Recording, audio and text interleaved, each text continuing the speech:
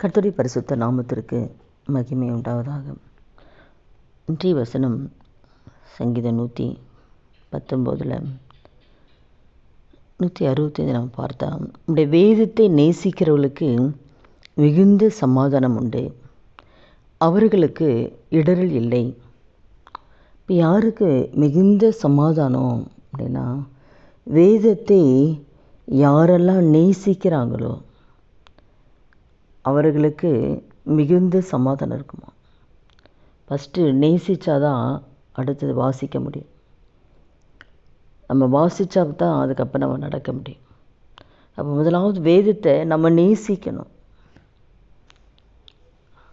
வாஞ்சிக்கணும், விரும்பணும். கடமைக்காக நம்ம அதை படிக்கக்கூடாது.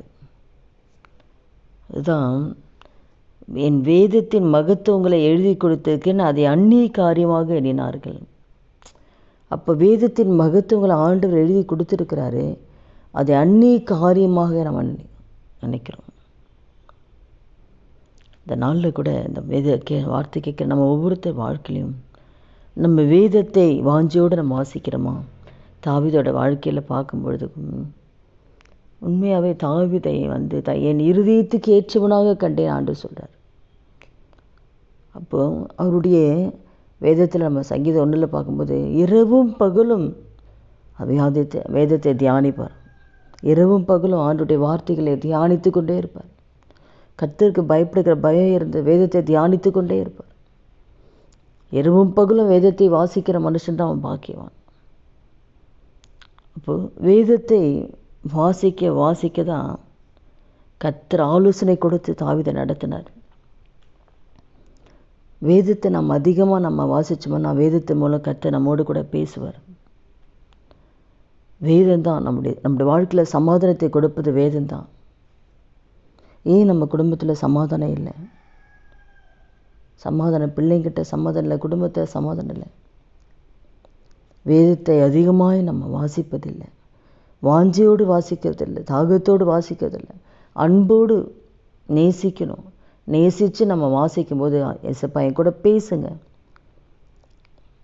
அப்போ அந்த வசனத்து மூலம் கர்த்தர் நம்மோடு கூட பேசுவார். ஒரு வேதத்தில் நான் எவ்வளவு பிரியமாக இருக்கிறேன், நாள் முழுவதும் அது என் தியானம். அப்போ அந்த வேதத்தில் அவ்வளோ ஒரு பிரியமாக இருக்கார். நாள் முழுவதும் ஒரு நாள் ஃபுல்லாகவே அதுதான் தியானம். அவருக்கு வசனம்தான் தியானிக்கிறார். அதில் முழுமையாக பார்த்தா அவரோட வசனத்தை தியானிக்கிறதான் போட்டிருக்கு. வசனத்துக்காக நான் காத்திருக்கிறேன். அதிகாலை நான் எழுந்து சத்தமிட்டேன், உங்களுடைய வசனத்துக்காக நான் காத்திருக்கிறேன் ஆண்டவரே, உங்களுடைய வசனத்தை நான் தியானிக்கிறேன் ஆண்டவரே, உங்களுடைய வசனத்தை நான் நேசிக்கிறேன் ஆண்டவரே. உங்களுடைய வசனம் தான்ப்பா எனக்கு எல்லாமே. உங்களுடைய நீதி நியாயங்கள் எது, ஆண்டோடைய நீதி எது, நியாயங்கள் அதை கர்த்தர் அதை படித்து தான் ஆண்டவரை துதிக்கிறார். அந்த வேதத்தை வாசித்து அவரோட கட்டளைகள், அவரோட சாட்சிகள் என்னன்னு சொல்லி அதை படித்து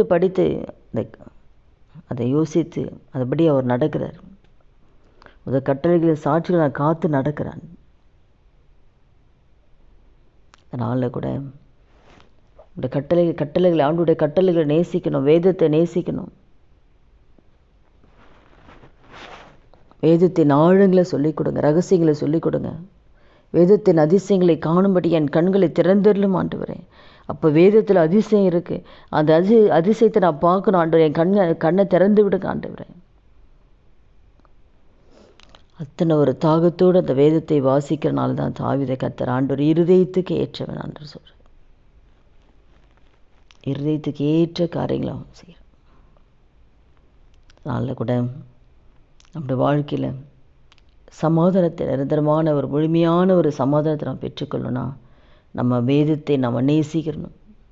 வேதத்துக்கு வசனத்துக்கு நடுங்கிறாங்களோ, யார் நடுக்கிறாங்களோ அவங்கள நான் நோக்கி பார்ப்பேன்னு சொல்கிறார் ஆண்டவர். வசனத்துக்கு நடுங்கும்போது, வசனத்துக்கு ஒரு பயப்படும் போது, வசனத்துக்கு பயப்படுகிற பயம் நமக்கு இருக்கும் பொழுது அவர் ஆண்டு நம்மை நோக்கி பார்ப்பார், கர்த்தர் நோக்கி பார்ப்பார். அவங்க வாழ்க்கையில் சமாதானம் இருக்கும். நாளில் கூட இந்த வார்த்தை கேட்க நம்ம ஒவ்வொருத்தர் வாழ்க்கையிலையும் வேதத்தை எந்த அளவுக்கு நம்ம வாசிக்கிறோம், நம்ம ஏன் சரியான ஒரு முடிவு எடுக்க முடியல? எந்த முடிவு எடுக்கணுமே தெரியல நமக்கு. ஏன்? வேதத்துக்கு நான் முக்கியத்துவம் கொடுக்காதனால, வேதத்துக்கு காத்திருக்காதனால, வேதம் நம்ம வாழ்க்கையாய் மாறாதனால நம்ம சில டிசிஷன்கள், சில முடிவுகள் எடுக்க முடியல, திணறோம். எதை எடுக்கிறது தெரியல, எதை பேசுறது தெரியல, எப்படி நடக்கிறது தெரியல, சரியான நம்ம வழிநடத்துதல் இல்லை.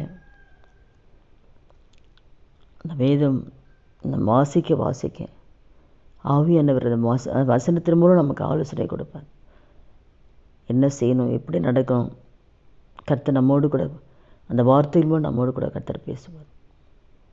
என் ஜனங்கள் அறிவில்லாமல் சங்காரமாகிறார்கள். அறிவில்லாமல், வேத அறிவு இல்லாமல் சங்காரமாகிறார்கள். அந்த வேதனைப்படுறாரு.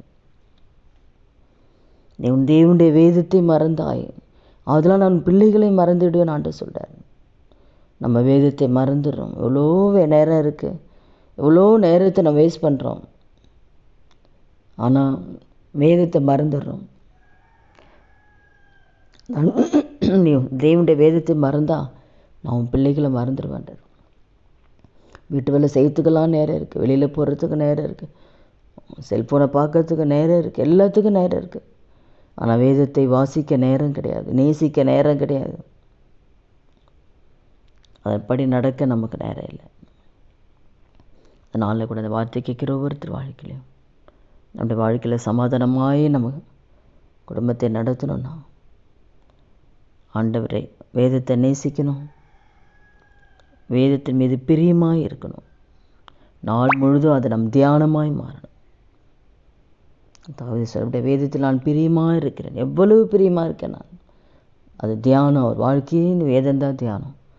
நம்முடைய வாழ்க்கையிலையும் எல்லா நேரத்துலேயும் வேதம் நம் தியானமாய் மாறும்பொழுது, வேதத்தை நேசிக்கும்போது, வேதத்தின்படி நடக்கும்போது, வேதத்திற்கு நம்ம வசனத்துக்கு நம்ம நடுங்கும்போது கர்த்தர் நோக்கி பார்ப்பார், மிகுந்த சமாதானத்தை கொடுப்பார், இளைப்பாறுதலை கொடுப்பார். அதனால் கூட இந்த வார்த்தை கேட்க ஒவ்வொருத்தர் வாழ்க்கையில் நம்ம வேதத்துக்கு நம்ம ஒப்பு கொடுக்கலாமா?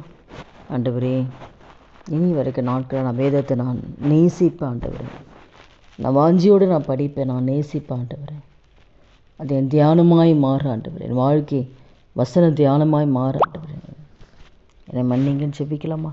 துதிகள் மத்தியில் வாசம் செய்கிற நல்ல தகப்பனே, இயேசுவின் நாமத்தில் உடைய சமூகத்தில் வருகிறோம்.